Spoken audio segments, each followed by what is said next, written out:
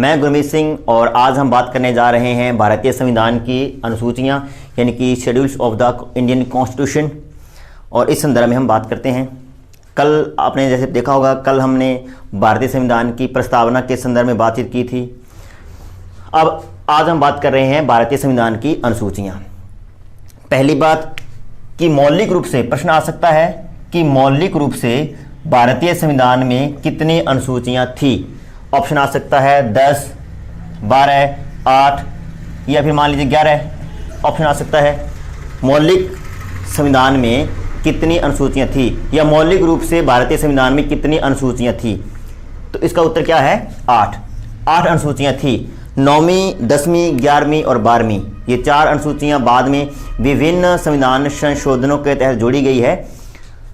एक बात और यहाँ पे बात कर लेनी चाहिए हमें, 1935 का जो भारत शासन अधिनियम था उसमें भी अनुसूचियों का उल्लेख था और उसमें जो अनुसूचियां थी उसमें अनुसूचियां कितनी थी 10। अधिकांश क्या होता है कि 1935 के भारत शासन अधिनियम की बात करते हैं, उसमें 10 अनुसूचियां थी और प्रश्न आता है कि मौलिक रूप से भारतीय संविधान में कुल कितनी अनुसूचियां थी, तो स्टूडेंट्स क्या करते हैं 10 कर देते हैं, जो कि बिल्कुल गलत है। 1935 का अधिनियम भारत का संविधान नहीं था। भारतीय संविधान जो कि 26 जनवरी 1950 को लागू हुआ, उस समय भारत के संविधान में कितनी अनुसूचियां थी, उसमें भारतीय संविधान में 8 अनुसूचियां थी। वर्तमान में कितनी अनुसूचियां हैं, तो वर्तमान में अनुसूचियां हैं 12। 9वीं, 10वीं, 11वीं, 12वीं बाद में जोड़ी गई है, वो हम साथ साथ में बात करेंगे। तो हम शुरू करते हैं अनुसूची 1 से। प्रथम अनुसूची में किस चीज़ का उल्लेख है, तो प्रथम अनुसूची में भारत के राज्य क्षेत्र का उल्लेख है। भारत के राज्य क्षेत्र यानी कि भारत का क्षेत्र कितना है, भारत कितना है, कहां से लेकर कहां तक भारत है। और इसमें किस चीज का उल्लेख है, इसमें भारत के 28 राज्यों और प्लस 9 केंद्र शासित प्रदेशों के 9 केंद्र शासित प्रदेश यानी कि संघ शासित राज्य के नामों का उल्लेख है। इनके नाम हैं, आपको आइडिया होगा कि अक्टूबर 2019 से पहले राज्यों की संख्या कितनी थी 29 और केंद्र शासित प्रदेशों की संख्या कितनी थी 7। लेकिन चूंकि जम्मू कश्मीर का जो राज्य का दर्जा था वो समाप्त कर दिया गया है और जम्मू कश्मीर को 2 केंद्र शासित प्रदेश जम्मू कश्मीर और लद्दाख में विभाजित कर दिया गया है। तो 2 केंद्र शासित प्रदेश बढ़ गए हैं और एक राज्य की संख्या कम हो गई है। तो वर्तमान में राज्य कितने हैं 28 और केंद्र शासित प्रदेश कितने हैं 9। तो इन 28 राज्यों और 9 केंद्र शासित प्रदेशों के नामों का उल्लेख कौन सी अनुसूची में है, अनुसूची 1 में। यहां पर यह भी क्लियर कर दें कि अनुच्छेद 1 से 4 जो कि भाग 1 के अंतर्गत आता है, अनुच्छेद 1 से 4 जो कि भाग 1 के अंतर्गत आता है का संबंध भी अनुसूची 1 से है। यानी कि अनुसूची 1 में जो बात लिखी गई है लगभग वही बात अनुच्छेद 1 से 4 के अंतर्गत लिखी गई है, क्योंकि अनुच्छेद 1 से 4 के अंतर्गत भी भारत के राज्य क्षेत्र का उल्लेख है और अनुसूची 1 में भी भारत के राज्य क्षेत्र का उल्लेख है। अब एक प्रश्न बन सकता है बड़ा इंपॉर्टेंट और बड़े अच्छे वाला प्रश्न बनेगा, हम यहाँ पे बात कर लेते हैं। प्रश्न आ सकता है कि प्रश्न आ सकता है कि किस अनुच्छेद के अंतर्गत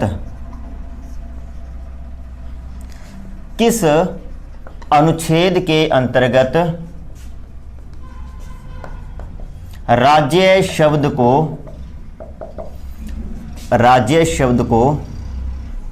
परिभाषित किया गया है। किस अनुच्छेद के अंतर्गत राज्य शब्द को परिभाषित किया गया है। अनुच्छेद 1, अनुच्छेद 1 से 4, अनुच्छेद 12, इनमें से कोई नहीं। प्रश्न क्या पूछ रहा है, राज्य शब्द। और मैं आपको बता दूं, अभी हम अनुसूची 1 की बात कर रहे हैं तो उसमें क्या लिखा है राज्य क्षेत्र। अनुसूची 1 में, अनुच्छेद 1 में राज्य क्षेत्र को परिभाषित किया गया है, जबकि राज्य शब्द का उल्लेख कहां पर है, अनुच्छेद 12 में। तो बड़ा अच्छे से समझना है, राज्य क्षेत्र एक अलग शब्द है और राज्य शब्द एक अलग शब्द है। राज्य क्षेत्र का उल्लेख पूछे तो अनुसूची 1 में है, भाग 1 में है, अनुच्छेद 1 से 4 में है। परंतु राज्य शब्द का उल्लेख पूछे कि राज्य शब्द का उल्लेख कहाँ पे किया गया है, तो उसका उत्तर अनुसूची 1 या भाग 1 नहीं होगा, उसका उत्तर होगा अनुच्छेद 12। बाकी आगे हम जैसे मौलिक अधिकारों की बात करेंगे वहाँ पर हम अनुच्छेद 12 को, जब नीति निर्देशक तत्वों की बात करेंगे अनुच्छेद 36 को, वहाँ पे हम अच्छे से क्लियर करेंगे। अभी सिर्फ हमें इतना देखना है कि अनुसूची 1 में किसका उल्लेख है। तो अनुसूची 1 में किसका उल्लेख है? भारत के राज्य क्षेत्र को परिभाषित किया गया है। इसमें 28 राज्यों और 9 केंद्र शासित प्रदेशों के नामों का उल्लेख है। नेक्स्ट देखते हैं द्वितीय अनुसूची, दूसरी अनुसूची या द्वितीय अनुसूची, किस चीज़ का उल्लेख है? शॉर्ट में तो इतना याद रखना है कि अनुसूची 2 में किसका उल्लेख है? अनुसूची 2 में उल्लेख है वेतन का, वेतन भत्ते और विशेषाधिकारों का उल्लेख है। लेकिन अगर प्रश्न आ जाए, सत्य असत्य में आपको बताना है, और प्रश्न आ जाए कि वाक्य दे दिया उसने, अनुसूची 2 में सभी पदाधिकारियों के वेतन का उल्लेख है, और आपसे पूछ रहा है कि ये सत्य है या असत्य है, तो आपको यहाँ पे बता दें दोस्तों, ये बिल्कुल असत्य है। सभी पदाधिकारियों के वेतन का उल्लेख अनुसूची 2 में नहीं है। तो फिर क्या आएगा? इसमें आएगा संवैधानिक पदाधिकारियों का। जो संवैधानिक पदाधिकारी है ना, उनके वेतन का उल्लेख अनुसूची 2 में है। जैसे राष्ट्रपति है, राज्यपाल हैं, सभी मंत्री हैं, लोकसभा अध्यक्ष, लोकसभा उपाध्यक्ष, राज्यसभा का सभापति, राज्यसभा का उपसभापति, राज्य विधानमंडल यानी कि विधानसभा और विधान परिषद, राज्य विधानसभा का अध्यक्ष, उपाध्यक्ष, राज्य विधान परिषद का सभापति, उपसभापति, सर्वोच्च न्यायालय, उच्च न्यायालय के सभी न्यायाधीश, सीएजी। हम देखते हैं किस किस की शपथ का उल्लेख किस किस के वेतन का उल्लेख है। हम देखते हैं तो राष्ट्रपति के वेतन का उल्लेख किस में है? अनुसूची 2 में। किसका उल्लेख है? राज्यपाल। इसके अलावा नंबर 3, लोकसभा के अध्यक्ष और उपाध्यक्ष, राज्यसभा के सभापति, उपसभापति। 5वां, विधानसभा, राज्य विधानसभा के अध्यक्ष, उपाध्यक्ष, राज्य विधान परिषद के सभापति, उपसभापति, सुप्रीम कोर्ट, हाई कोर्ट के सभी न्यायाधीश, और नेक्स्ट है अपना नंबर 8 पे सीएजी, कंट्रोलर ऑडिटिंग जनरल, यानी कि नियंत्रक और महालेखा परीक्षक, नियंत्रक तथा महालेखा परीक्षक, कंट्रोलर ऑडिटिंग जनरल। इनके वेतन का उल्लेख है।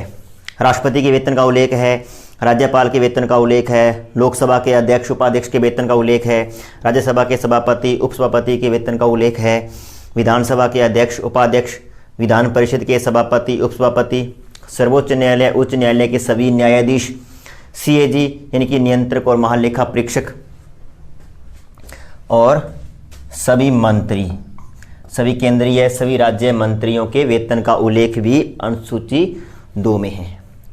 सिंपल सा है, इन सभी को याद नहीं करना, इन सभी के वेतन का उल्लेख अनुसूची 2 में है। प्रश्न ये आएगा कि किसके वेतन का उल्लेख अनुसूची 2 में नहीं है, किसके वेतन का उल्लेख अनुसूची 2 में नहीं है। यहाँ पे देखते हैं, प्रश्न आ जाएगा, निम्न में से किस पदाधिकारी के, निम्न में से किस पदाधिकारी के वेतन का उल्लेख अनुसूची 2 में नहीं है। ऑप्शन बनेंगे ए बी सी डी। जैसे मान लीजिए ए में दे दिया उसने राष्ट्रपति, बी में उसने दे दिया उपराष्ट्रपति, सी में दे दिया राज्यसभा का सभापति और डी में दे दिया उसने राज्यपाल। अब आपको देखना है किसके वेतन का उल्लेख अनुसूची 2 में नहीं है। तो आपको बता दें उपराष्ट्रपति के वेतन का उल्लेख अनुसूची 2 में नहीं है। अब आप पूछेंगे कि अनुसूची 2 में उपराष्ट्रपति के वेतन का उल्लेख क्यों नहीं है।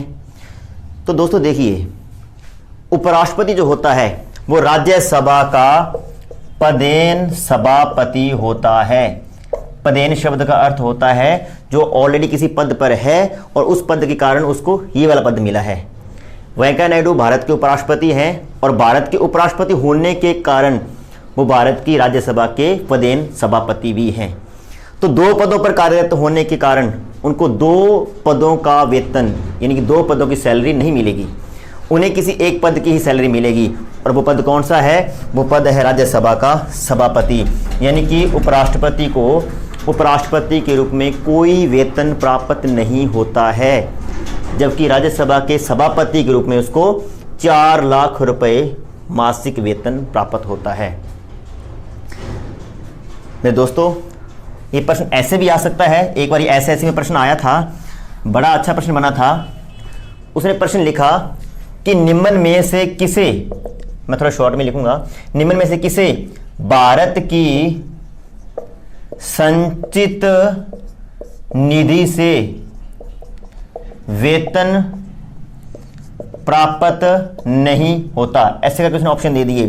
प्रश्न बना लिया कि कौन सा पदाधिकारी है जिसको भारत की संचित निधि से वेतन प्राप्त नहीं होता।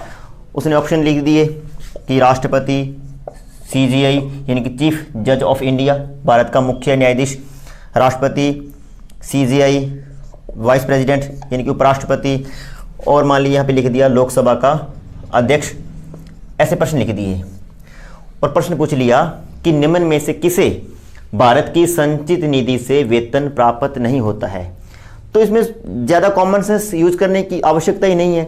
उपराष्ट्रपति, जब उपराष्ट्रपति को वेतन ही नहीं प्राप्त होता है तो फिर चाहे वो संचित निधि लिखे, चाहे वो आकस्मिक निधि लिखे या फिर कोई भी निधि लिखे, उससे कोई फर्क नहीं पड़ता। क्योंकि उपराष्ट्रपति को वेतन ही नहीं प्राप्त होता है तो फिर कहीं से भी नहीं प्राप्त होता। तो संचित निधि लिखकर हालांकि उसने कंफ्यूज करने की कोशिश की और शायद अधिकांश बच्चों ने इसमें लॉटरी भी निकाली होगी कि ए हो सकता है, बी हो सकता है, डी हो सकता है, जबकि इसका सीधा सीधा उत्तर क्या था? भारत का उपराष्ट्रपति। क्योंकि उपराष्ट्रपति को उपराष्ट्रपति के रूप में शून्य वेतन मिलता है, कोई वेतन नहीं मिलता है। राज्यसभा के सभापति के रूप में उसको 4 लाख रुपए वेतन मिलता है। तो बड़े अच्छे प्रश्न बन सकते हैं अनुसूची 2 से। तो फाइनली आपको इसमें याद क्या रखना है? जिनके वेतन का उल्लेख है, मेरे ख्याल से उनको याद रखना इतना आवश्यक नहीं है। जिसके वेतन का उल्लेख नहीं है उसको याद रखने की अपेक्षा। तो अनुसूची 2 में संवैधानिक, नंबर 1 शब्द याद रखना है, संवैधानिक।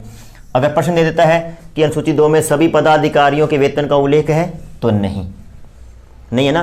पदाधिकारी कौन से? संवैधानिक। ऐसे पद जिनका संविधान में उल्लेख है उनके वेतन का उल्लेख है, और उनमें भी एक पदाधिकारी यानी कि उपराष्ट्रपति के वेतन का उल्लेख अनुसूची 2 में नहीं है। आगे बढ़ते हैं, शुरू करते हैं अनुसूची 3। आगे शुरू करते हैं हम अनुसूची नंबर 3।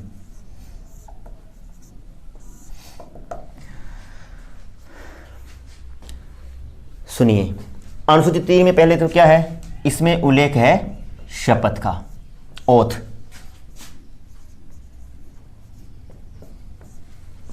शपथ। अब अपने को देखना है कि क्या है इसमें, मतलब सीधा तो आपको याद रखना है। तो अनुसूची 1 में क्या है? भारत का राज्य क्षेत्र। अनुसूची 2 में क्या है? वेतन। अनुसूची 3 में क्या है? शपथ। अब हम इसका कॉन्सेप्ट देखते हैं कि शपथ में क्या कुछ है। अनुसूची 3 में सभी जो संवैधानिक पदाधिकारी हैं उनकी शपथ का उल्लेख है। यहाँ पर भी वाक्य बन सकता है कि अनुसूची 3 में सभी पदाधिकारियों की शपथ का उल्लेख है, तो असत्य है, गलत। सभी पदाधिकारी नहीं। कौन से पदाधिकारी? संवैधानिक। ऐसे पद जिनका उल्लेख संविधान में है उसे हम क्या बोलते होते हैं? संवैधानिक। तो संवैधानिक पदाधिकारियों की शपथ का उल्लेख अनुसूची 3 में है। अब हम बात कर लेते हैं कि किस किस की शपथ का उल्लेख है और किस किस की शपथ का उल्लेख नहीं है। पहला,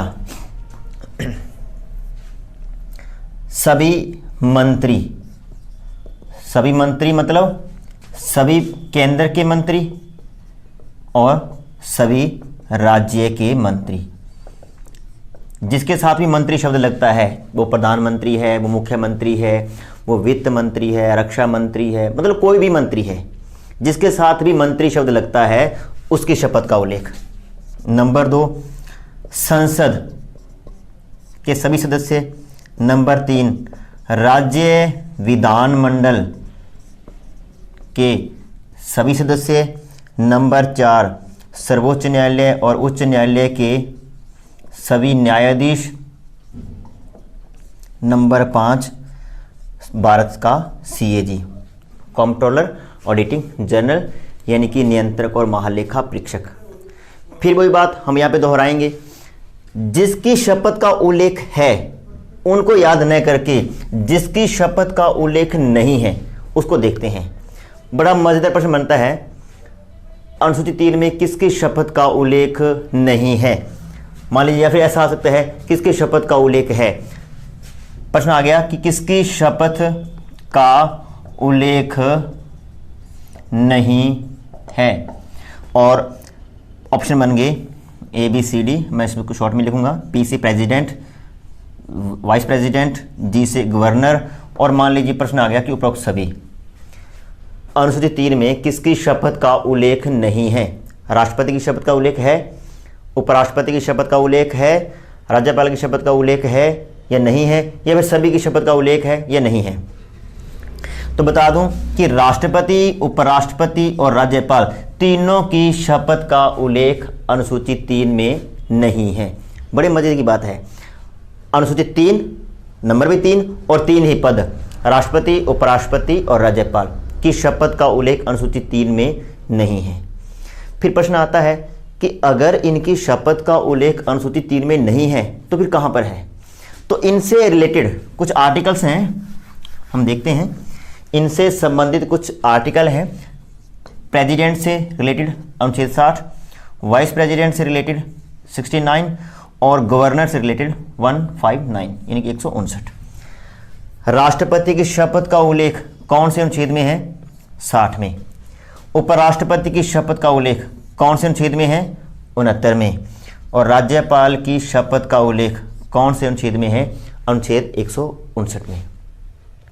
आपको क्या याद रखना है?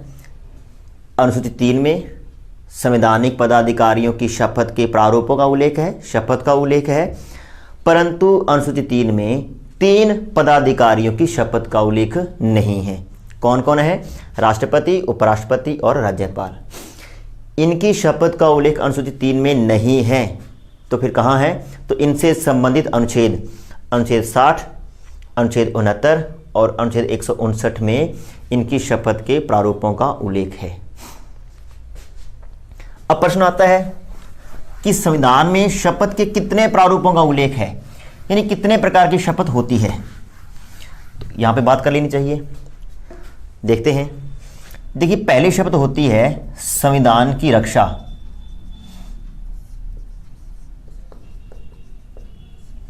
और लोगों का कल्याण। देखिए मेरे दोस्तों, पहली शपथ क्या है? संविधान की रक्षा और लोगों के कल्याण की शपथ। दूसरी शपथ है वो होती है देश की एकता, अखंडता तथा संप्रभुता की शपथ और पद व गोपनीयता की शपथ। और तीसरी शपथ होती है वो होती है संविधान के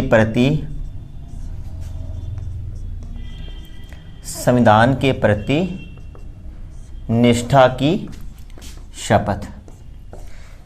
शपथ के 3 प्रारूप हैं, संविधान की रक्षा तथा लोगों के कल्याण की शपथ, देश की एकता, अखंडता, संप्रभुता की शपथ प्लस पद व गोपनीयता की शपथ। ये एक ही शपथ मानी जाती है। वैसे 2 प्रारूप 2 हैं लेकिन एक ही है।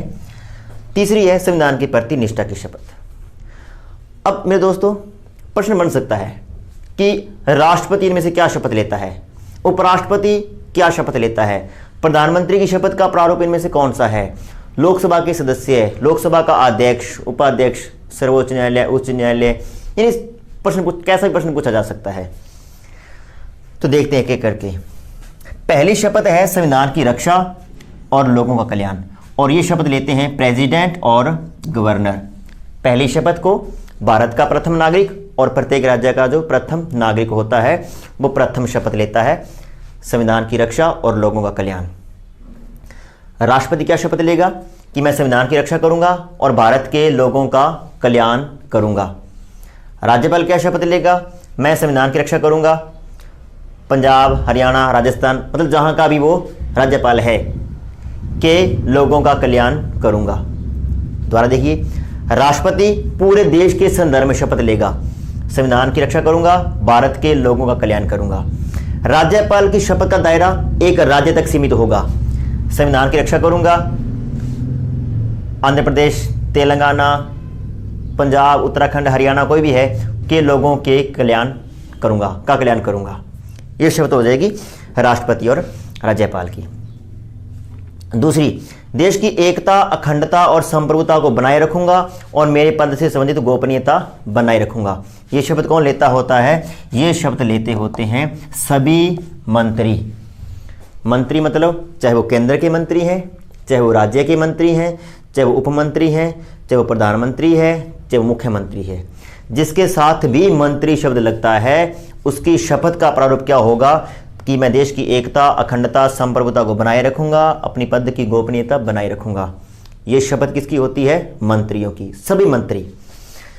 संविधान के प्रति निष्ठा की शपथ कौन लेता है, शेष जितने भी बच गए, यानी कि राष्ट्रपति, राज्यपाल और मंत्रियों को छोड़ दो, उसके बाद में उपराष्ट्रपति, उपराज्यपाल, लोकसभा का अध्यक्ष, उपाध्यक्ष, लोकसभा के सदस्य, राज्यसभा के सभापति, उपसभापति, राज्यसभा के सदस्य, राज्य विधानमंडल के अध्यक्ष, उपाध्यक्ष, सदस्य, सर्वोच्च न्यायालय के सभी न्यायाधीश, उच्च न्यायालय के सभी न्यायाधीश, भारत सरकार का नियंत्रक और महालेखा परीक्षक, ये जितने भी आ जाते हैं शेष, ये सारे के सारे संविधान के प्रति निष्ठा की शपथ लेते हैं।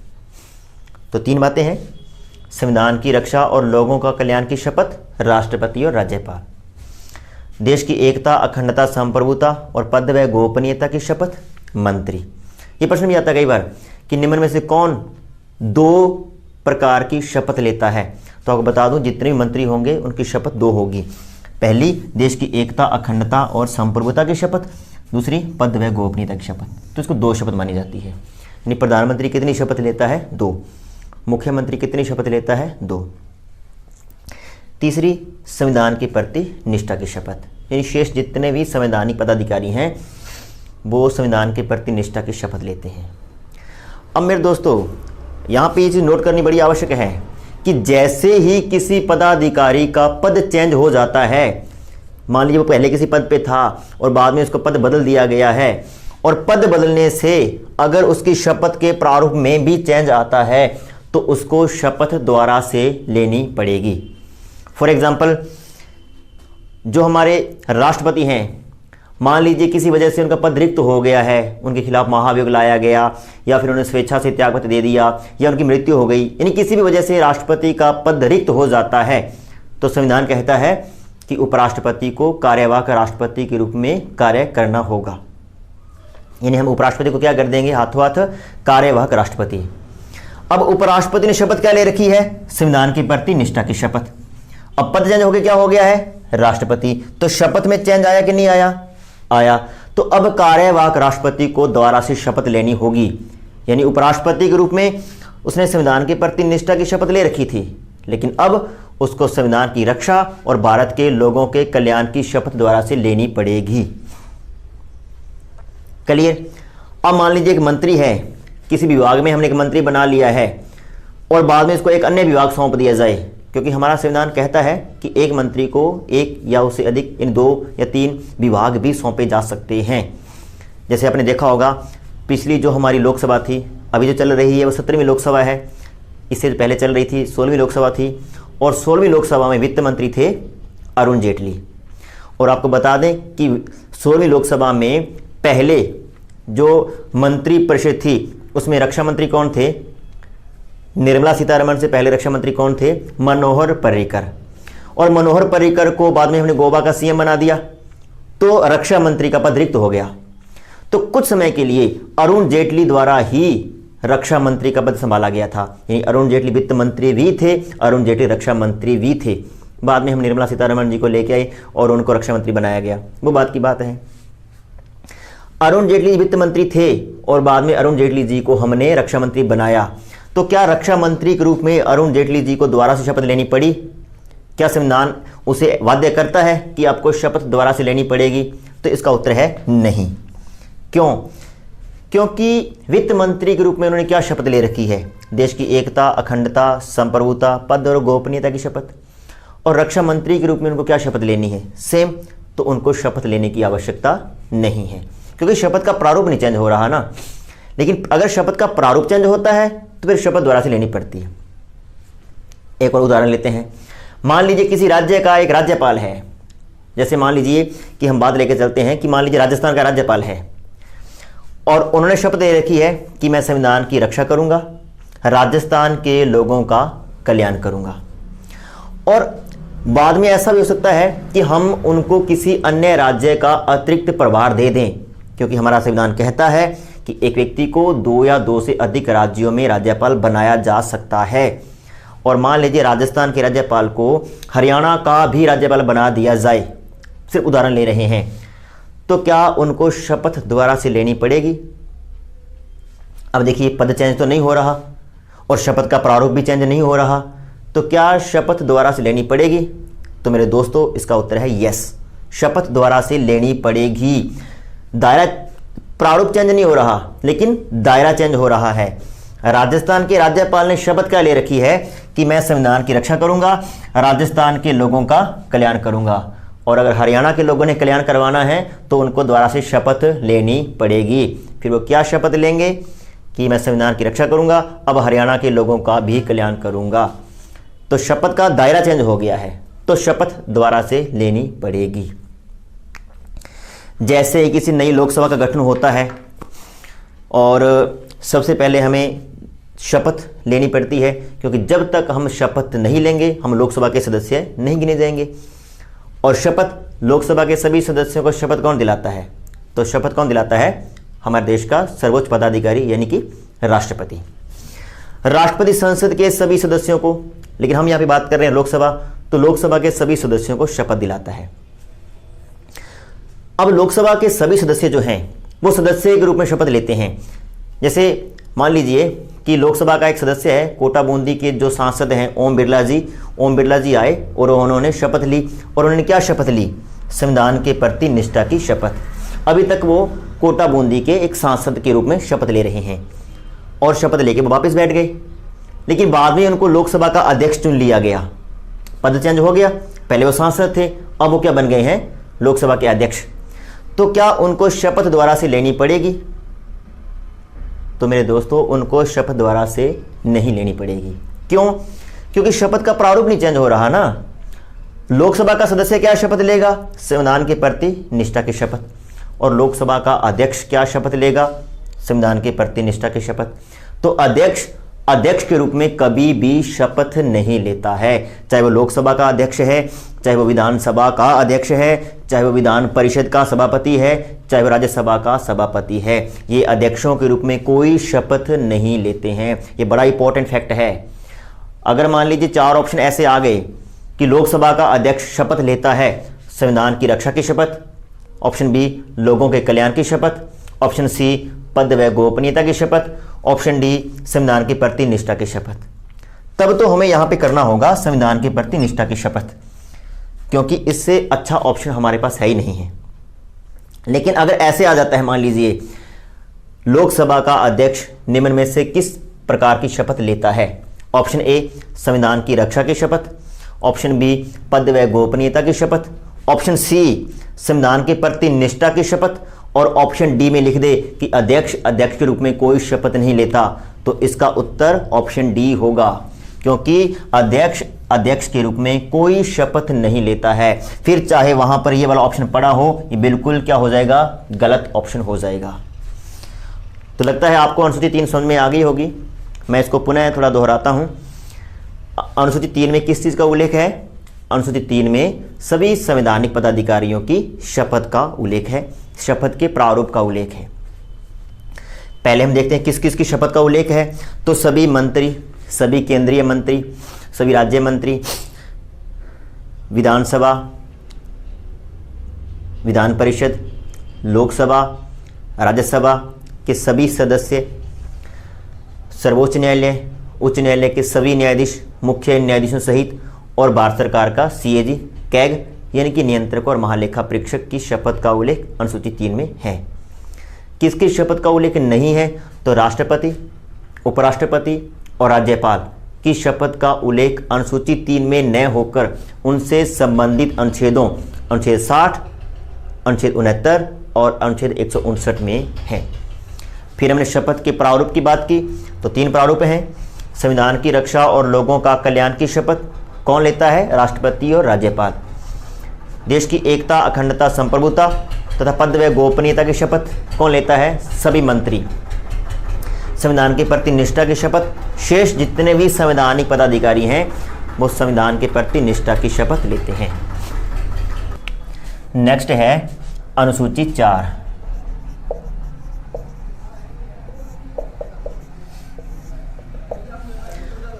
अनुसूची 4 में क्या है? पहला प्रश्न, अनुसूची 4 में राज्यसभा के जो निर्वाचित स्थान हैं, इन निर्वाचित जो सीटें हैं, उनका आवंटन विभिन्न राज्यों में किया गया है। प्रश्न बन सकता है बड़े अच्छे वाला यहाँ पर भी। सत्य असत्य में देखो आजकल ये ट्रेंड चल गया है, ऐसे प्रश्न बनते हैं। सीधा सा शायद ही पूछा जाए कि अनुसूची 4 में क्या है, ऐसा प्रश्न शायद ही पूछा जाए। वो आपको 4 कथन देगा और पूछेगा इनमें से क्या सत्य है क्या असत्य है, और नीचे कूट बनाएगा ए और बी, बी सी और डी, बी और सी ऐसे करके। और मान लीजिए उसने कथन दे दिया और पूछे कि एक सत्य है कि असत्य है। हम यहाँ पे एक ही कथन की बात करेंगे। कथन आ गया कि अनुसूची 4 में राज्यसभा की सभी सीटों का आवंटन विभिन्न राज्यों में किया गया है। क्या प्रश्न दे दिया कि अनुसूची 4 में राज्यसभा की सभी सीटों का आवंटन विभिन्न राज्यों में किया गया है, ऐसा प्रश्न आ गया। आपको बताना है सत्य है या असत्य है। मैं दोबारा दोहरा देता हूँ। अनुसूची 4 में राज्यसभा की सभी सीटों का आवंटन विभिन्न राज्यों में किया गया है। तो मेरे दोस्तों ये कथन बिल्कुल असत्य है, बिल्कुल गलत है। सभी सीटों की बात नहीं हो रही, बात हो रही है निर्वाचित सीटों की। राज्यसभा की सभी सीटें कितनी हैं? 250। राज्यसभा की कुल सदस्य संख्या कितनी है? 250। हालांकि वर्तमान में कितनी है? 245। और इसमें से आपको आइडिया होगा, इसमें से 12 सदस्य मैं यहाँ पे लिख देता हूँ। टोटल सदस्य संख्या 250 और वर्तमान में टोटल सदस्य संख्या 245 है। और इसमें से 12 सदस्यों को राष्ट्रपति मनोनीत करता है, जिन्हें ज्ञान, विज्ञान, कला, साहित्य, समाज सेवा के क्षेत्र में विशेष ख्याति प्राप्त होती है। उनको राष्ट्रपति मनोनीत करता है। जैसे आपने पढ़ा होगा अभी करंट में, जो हमारे सर्वोच्च न्यायालय के भूतपूर्व मुख्य न्यायाधीश थे श्री रंजन गोगोई जी को राष्ट्रपति ने राज्यसभा का सदस्य मनोनीत किया है, जिस पे काफ़ी सारा विवाद भी हो रखा है। वो बात की बात है, लेकिन थोड़ा बताना आवश्यक है कि राज्यसभा का सदस्य मनोनीत किया गया है। 12 सदस्यों को राष्ट्रपति ने मनोनीत कर दिया, तो यहाँ पर सदस्य कितने बचे? 233। ये 12 सदस्य कहाँ से होंगे? इनका प्रॉपर से कोई क्षेत्र नहीं है, ये किसी क्षेत्र को रिप्रेजेंट नहीं करते हैं। ये राजस्थान से होंगे, ये जम्मू कश्मीर से होंगे, ये तमिलनाडु से होंगे, ये केरल से होंगे, कितने कितने कहाँ से होंगे, इनके बारे में ऐसा कोई उल्लेख नहीं है। ये सारे के सारे राजस्थान से हो सकते हैं, ये सारे के सारे दिल्ली से हो सकते हैं, ये सारे के सारे जम्मू कश्मीर से हो सकते हैं। हो सकता है जम्मू कश्मीर से एक भी ना हो, 2 हो सकते हैं, 5 हो सकते हैं। यानी कहने का मतलब ये है कि 12 सदस्यों का प्रॉपर से कोई क्षेत्र नहीं होता, ये किसी क्षेत्र विशेष को रिप्रेजेंट नहीं करते हैं। जबकि 233 सदस्यों का प्रॉपर से क्षेत्र होता है। इन 233 सीटों का आवंटन विभिन्न राज्यों में किया गया है। जैसे यूपी से कितने सदस्य चुने जाएंगे? 31। महाराष्ट्र से कितने सदस्य चुने जाएंगे? 19। राजस्थान से कितने सदस्य चुने जाएंगे? 10। उड़ीसा से कितने चुने जाएंगे? 10। केरल से कितने चुने जाएंगे? 9।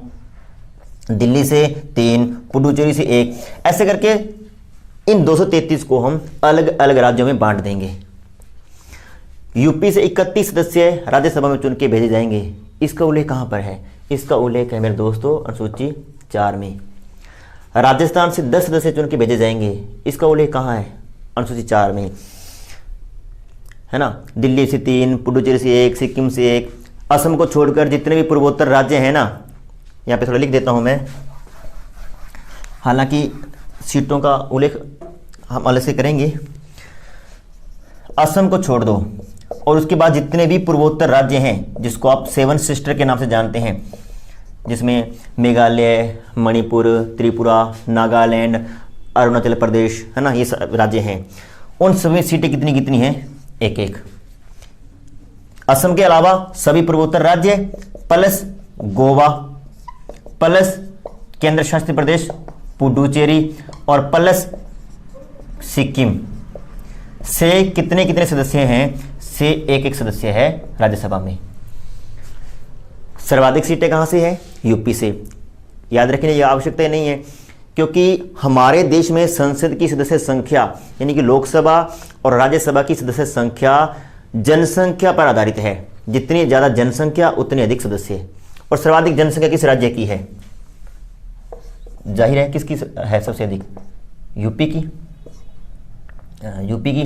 तो यूपी से कितनी सीटें हैं? 31। सर्वाधिक यूपी से 31। और न्यूनतम की बात तो मैं यहाँ पे कर रहा हूँ। 6 पूर्वोत्तर राज्य हैं। असम को छोड़ दो, असम को निकाल दो। पूर्वोत्तर राज्य कितने हैं? टोटल 7। असम को निकाल दिया, कितने बच गए? 6। गोवा, एक केंद्र शासित प्रदेश है, पुडुचेरी और सिक्किम। यहाँ से कितनी कितनी सीटें हैं? 1-1। बाकी हमने पढ़ रखा है। महाराष्ट्र से 19 है, कर्नाटक से 18 है, राजस्थान से 10 है। ये आपको लिस्ट मिल भी जाएगी, इसमें कोई बड़ी बात नहीं है। तो इन जो 233 सीटों की बात कर रहे हैं, ये जो 233 सीटें हैं, इनमें से कितने कितने सदस्य किस राज्य से चुनकर आएंगे, इसका उल्लेख कहाँ है? अनुसूची 4 में।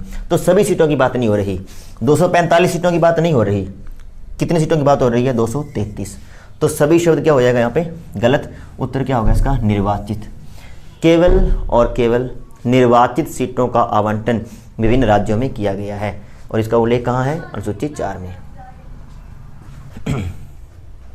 देखिए मेरे दोस्तों, उत्तर प्रदेश में सीटें 31, महाराष्ट्र में 19, तमिलनाडु में 18 सीट्स, बिहार और वेस्ट बंगाल यानी पश्चिम बंगाल में 16 सीटें, कर्नाटक में 12 सीटें, गुजरात, आंध्र प्रदेश और मध्य प्रदेश में 11 सीटें, राजस्थान उड़ीसा से 10 सीटें, केरल से 9 सीटें, पंजाब, असम और तेलंगाना से 7 सीट्स, झारखंड से 6 सीटें, हरियाणा छत्तीसगढ़ से 5 सीटें, दिल्ली, हिमाचल प्रदेश, उत्तराखंड से 3 सीटें और असम को छोड़कर जो शेष पूर्वोत्तर राज्य हैं प्लस में गोवा प्लस सिक्किम और प्लस पुडुचेरी में सीट्स कितनी है?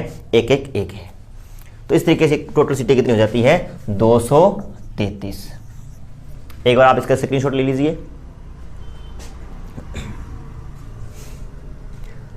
अब बढ़ते हैं हम अनुसूची नंबर 5 की ओर।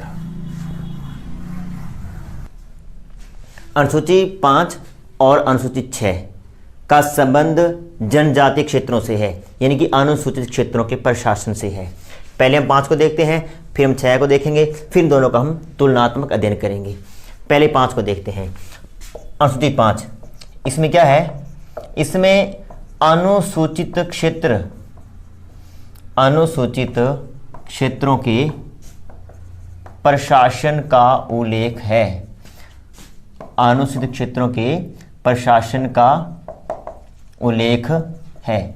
यानी कि अनुसूचित क्षेत्रों के प्रशासन का उल्लेख किसमें है, अभी तक हम बात कर रहे हैं तो अनुसूची 5 में। हालांकि अनुसूची 6 की बात करेंगे तब हम दोनों का तुलनात्मक अध्ययन भी करेंगे, अभी तक हम केवल अनुसूची 5 की बात करते हैं।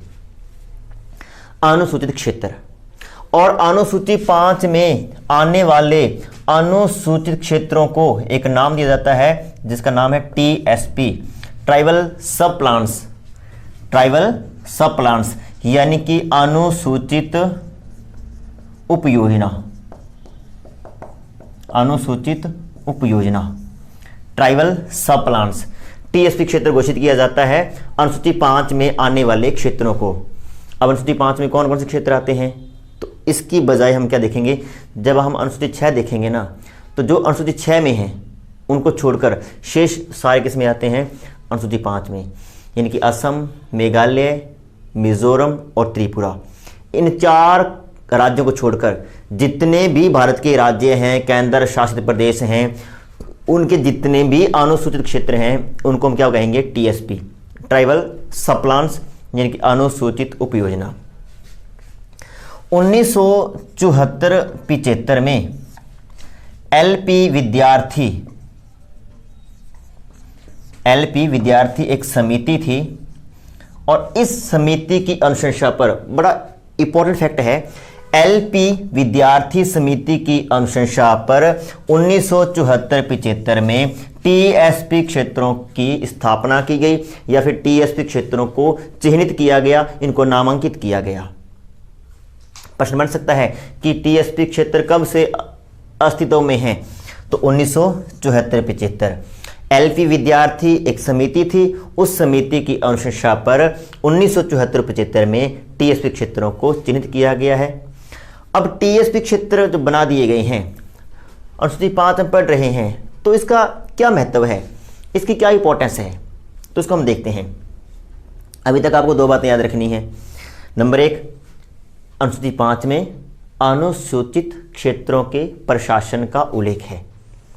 नंबर 2, अनुसूचित क्षेत्रों को हम क्या बोलते हैं, टीएसपी, ट्राइबल सब प्लान्स, यानी कि अनुसूचित उपयोजना।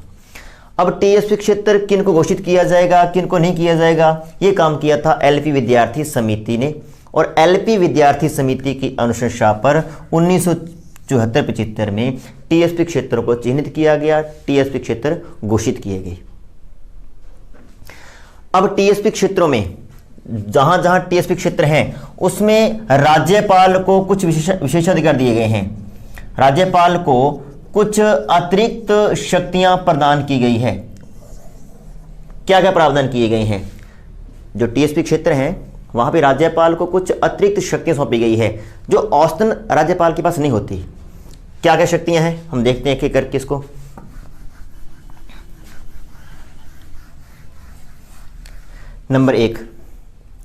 नंबर एक,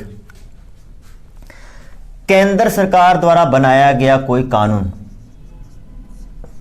या फिर राज्य सरकार द्वारा बनाया गया कोई कानून अगर अनुसूचित क्षेत्रों के हित में नहीं है, इनकी संस्कृति के विरोध में है, तो राज्यपाल एक अधिसूचना जारी कर उस कानून को लागू होने पर रोक लगा सकता है। देखिए, बड़ा इंपॉर्टेंट फैक्ट है कि जब हमने किसी क्षेत्र को टीएसपी क्षेत्र घोषित कर दिया तो इसकी क्या इंपॉर्टेंस है, यानी टीएसपी और नॉन टीएसपी में फर्क क्या है। तो टीएसपी में क्या फर्क है, क्योंकि टीएसपी क्षेत्र कौन से क्षेत्र हैं, अनुसूचित, यानी कि जहां पे अनुसूचित जनजातियों का बाहुल्य है। हमने उनकी परंपरा को, उनकी संस्कृति को बनाए रखने के लिए ये प्रयास किए हैं।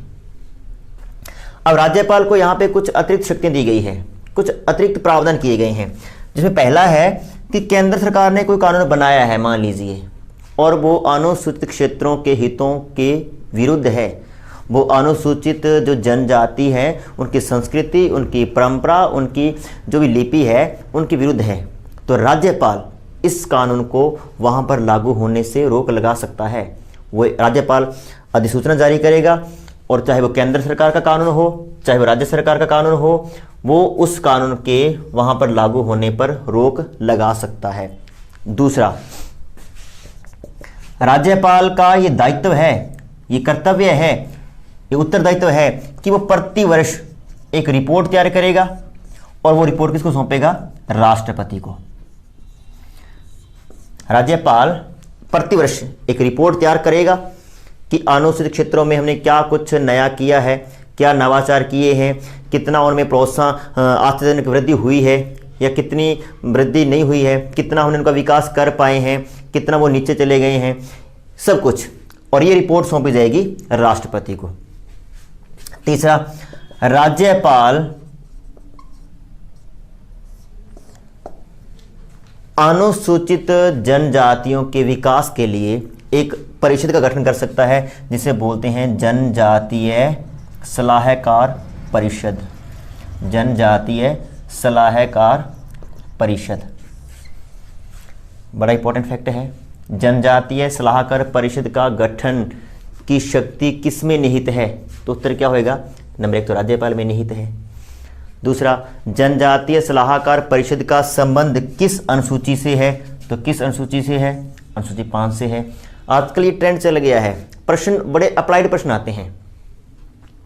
जनजातीय सलाहकार परिषद का गठन कौन कर सकेगा? राज्यपाल। जनजातीय सलाहकार परिषद का संबंध किससे है? तो अनुसूची 5 से है। यानी कि अनुसूची 5 में जितने भी टीएसपी क्षेत्र आते हैं उनके विकास के लिए परामर्श करने के लिए एक परिषद का गठन किया जाएगा जिसका नाम होगा जनजातीय सलाहकार परिषद। और इस परिषद में अधिकतम सदस्य संख्या कितनी हो सकती है? 20। अधिकतम सदस्य संख्या कितनी होगी? 20 हो सकती है अधिकतम। न्यूनतम का उल्लेख नहीं है। 18 भी हो सकती है, 15 भी हो सकती है, 10 भी हो सकती है, क्योंकि न्यूनतम सदस्य संख्या का उल्लेख नहीं है। अधिकतम सदस्य संख्या कितनी हो सकती है? 20। जितनी भी होगी, 20 है, 18 है, 15 है, उसका 3/4 हिस्सा सदस्य कौन होंगे? एसटी।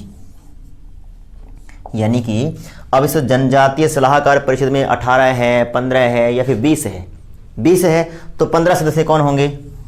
एसटी। अगर मान लीजिए 18 है तो कितने हो जाएंगे? 4 या 5, मतलब जितने भी होते हैं आप इसको अनुमान लगा लेना। उतने सदस्य कहाँ से होंगे? एसटी से। यानी कि 3/4 हिस्सा यानी कि 75% सदस्य किस समुदाय के होंगे? एसटी के होंगे। तो ये थी हमारी अनुसूची 5। अनुसूचित क्षेत्रों के प्रशासन का उल्लेख इस अनुसूची में है। असम, मेघालय, मिजोरम, त्रिपुरा, इन 4 राज्यों को छोड़ दो, बाकी सभी राज्यों के जितने भी अनुसूचित क्षेत्र हमने चिन्हित किए हैं उनको क्या बोलते हैं? टीएसपी। टीएसपी नाम किस समिति की अनुशंसा पर दिया गया? तो एलपी विद्यार्थी समिति की अनुशंसा पर 1974-75 में टीएसपी क्षेत्र घोषित किए गए। अब टीएसपी क्षेत्र के संदर्भ में क्या विशेष प्रावधान किए गए हैं? तो यहाँ पे 3 प्रावधान हैं। राज्यपाल एक अधिसूचना जारी कर केंद्र सरकार या फिर राज्य सरकार द्वारा बनाए गए कानूनों को लागू होने पर रोक लगा सकता है। दूसरा, राज्यपाल प्रति वर्ष एक रिपोर्ट यानी कि वार्षिक रिपोर्ट तैयार करके राष्ट्रपति को सौंपेगा। तीसरा, राज्यपाल एक जनजातीय सलाहकार परिषद का गठन कर सकता है जिसकी कुल या यूं कहें कि अधिकतम सदस्य संख्या कितनी होगी? 20, जिसका 3/4 हिस्सा यानी कि 75% सदस्य एसटी समुदाय से होंगे। तो यह है अनुसूची 5।